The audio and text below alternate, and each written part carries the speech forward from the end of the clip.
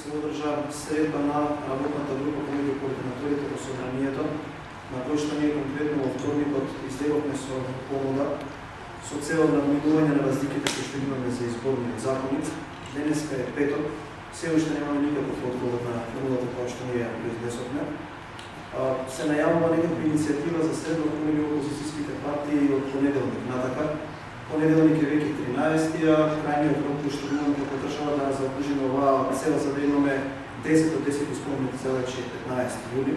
Сметаме дека оваа тема е пресериозна за да се политизира листата.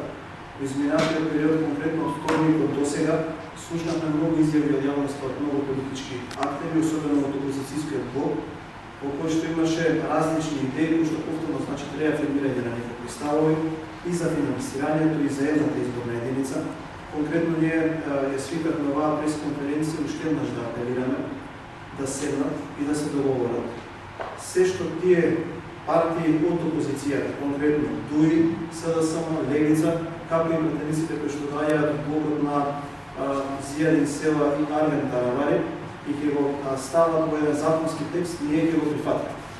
Дали конкретно се работело за една изборна единица, би прифатиле тоа што тие ќе го договорат.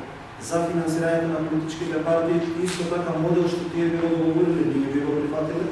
Моделот за поплаки кој што сметаат дека треба да биде инкорпориран и тој би го прифатиле, се додека во сето ова е вклучено гласањето на диаспората. Што сакаат, како сакаат, моделите кои што тие сметаат дека треба да бидат прифатени, за нас ќе бидат прифатливи, веднаш даваме бланко поручка, го подпишуваме тоа законско решение кој што тие би го доставиле до нас, се додека е вклучено гласањето на диаспората. Сето тоа кој што тие имаат како разлики, за кој што велат дека ние можеме на некаков начин почини, имаме различност по ставовите, не е вистина. Уште еднаш ќе повторам, се што опозицијските партии ќе договорат, ние бланко ќе го прифатиме, се додека е инкорпорирано гласањето на диаспората.